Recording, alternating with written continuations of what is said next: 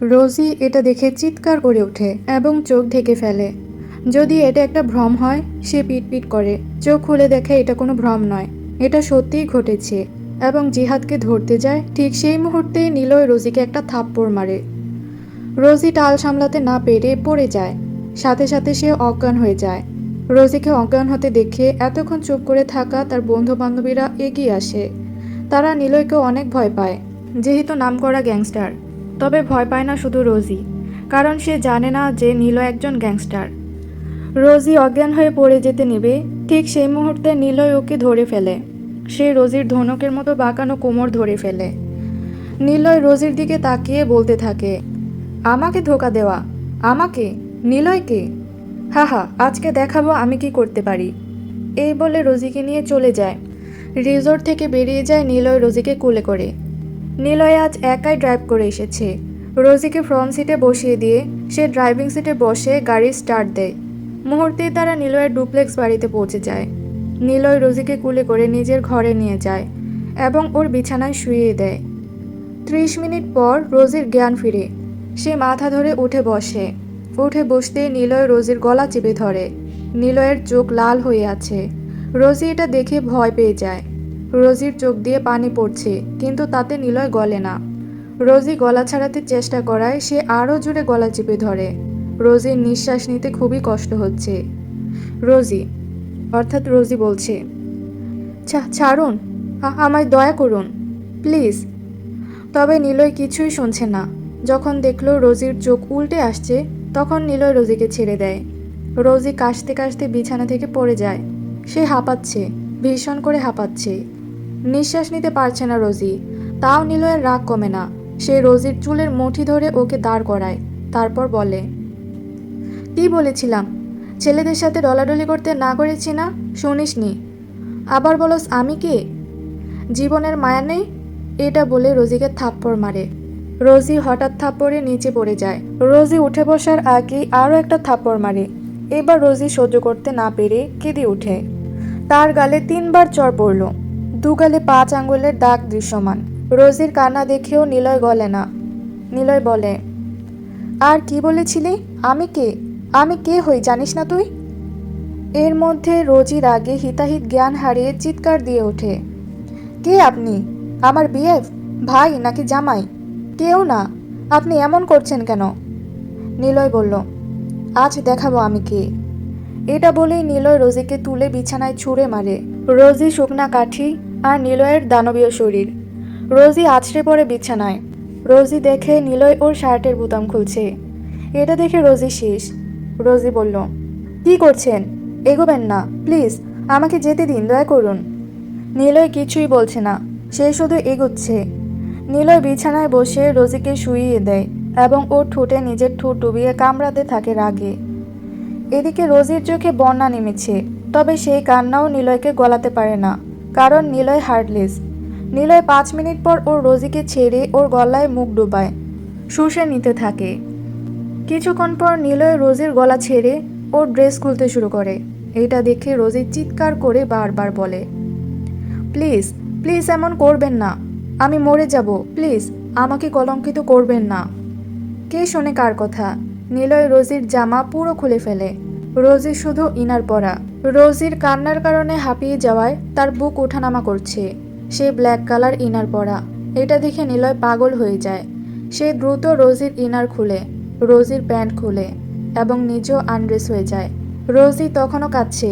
রোজি বলতে থাকে, ছেড়ে দিন, ছেড়ে দিন, কিন্তু নিলয় শোনে না। সে শুরু করে দেয় তার আসল কাজ। রোজি শুধু কাঁদছে। এর আগে কোনো ছেলের এত কাছে এসে যায়নি। রোজি বলছে, প্লিজ আমায় ছেড়ে দিন, প্লিজ, আর হবে না, আমি আর কোনো ছেলেদের কাছে যাব না। রোজির শেষ কথা শুনে নিলয়ের মুড আবার পৈশাচিক হয়ে ওঠে। সে আবারও অত্যাচার করতে থাকে রোজির উপর।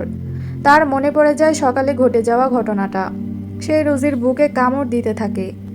এইদিকে হঠাৎ কামড় দেওয়ায় রোজি পুরো ঘর কাঁপিয়ে চিৎকার করে ওঠে। সে অনেক কাঁদছে, কিন্তু নিলয়ের কাছে মাফ নেই। রোজি প্রাণপণে বাঁচতে চেষ্টা করছে, তবে পেরে উঠছে না। নিলয় এবার নিজের আসল কাজ শুরু করে। নিলয়ের থেকে রোজি ছোট এবং নিলয়ের বডি দানবীয়, তবে রোজি শুকনো। রোজি প্রাণপণে নিলয়কে ধাক্কা দিচ্ছে। রোজি এক চিৎকার করে নিলয়কে এলোমেলো থাপ্পড় ঘুষি মারতে থাকে। পেশিবহুল বুকে নিলয়ের তো কোনো ব্যথা লাগছে না, কিন্তু বিরক্ত ফিল করছে। এই মুহূর্তে নিলয় কিছু না ভেবে বেল্ট দিয়ে রোজির হাত বিছানার সাথে বেঁধে দেয়। রোজি এইদিকে অনেক ছোটার চেষ্টা করছে, বারবার মাফ চাইছে, কিন্তু নিলয়ের কানে এগুলো যাচ্ছে না। নিলয় শুরু করে নিজের কাজ। প্রায় 30 মিনিট পর দেখতে পারে রোজি অজ্ঞান হয়ে গিয়েছে। কারণ নিলয় ছিল দারুণ শরীরের অধিকারী, তার সাথে রোজি পেরে ওঠার কথা না। তাই রোজি অজ্ঞান হয়ে যায় 30 মিনিট পর। তবে এটা নিলয় খেয়াল করে না। সে রাগে নিজের কাজে ব্যস্ত। তার কাজ প্রায় 3 ঘন্টা শেষ হতে সে রোজিকে ছাড়ে। সে দেখে বিছানায় রক্তের ছোপ ছোপ দাগ, রোজি এলোমেলো, অজ্ঞান, চোখের পাতা এখনো বোঝা। কামড়ের দাগগুলো স্পষ্ট লাল হয়ে আছে। রোজি যেহেতু অনেক ফর্সা, তাই দাগগুলো অনেক স্পষ্ট। নিলয় রোজিকে তুলে ফ্রেশ করিয়ে আনে, তাকে পরিষ্কার করে আনে। সে বেডে তাকিয়ে দেখে বেডে তুলনামূলক বেশি ব্লাড। রোজিরও জ্ঞান ফিরছে না। তাই সে আর দেরি না করে রোহিতকে বলে, রোহিত, রোহিত, রোহিত। রোহিত বলল, জি ভাই বলুন। নিলয় বলল, ডক্টর ডাক দাও। অবশ্যই সে মহিলা ডক্টর হতে হবে। Only 30 minutes. কিছুক্ষণ পর ডাক্তার এসে রোজিকে চেক আপ করে চলে যান।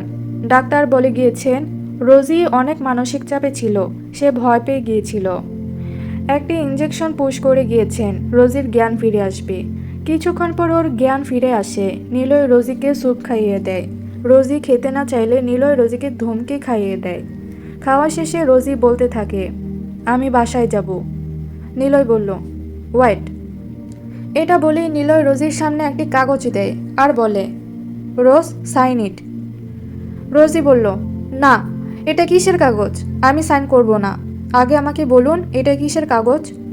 নিলয় বলল, বাসায় যাওয়ার ইচ্ছে নেই দেখছি। যদি বাসায় যেতে চাও তাহলে তাড়াতাড়ি এটাতে সাইন করো।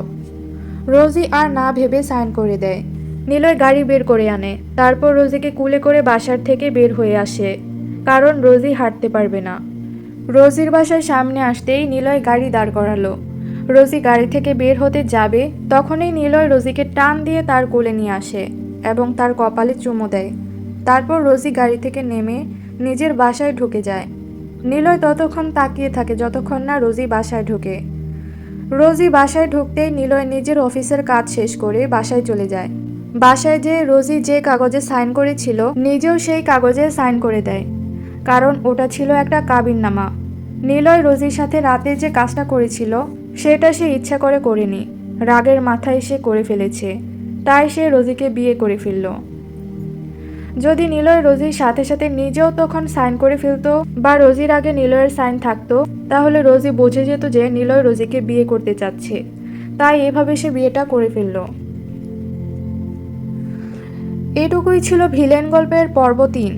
ভিডিওটি ভালো লাগলে একটি লাইক দিবেন এবং পরবর্তী পর্বগুলো দেখতে চ্যানেলটি সাবস্ক্রাইব করে রাখবেন।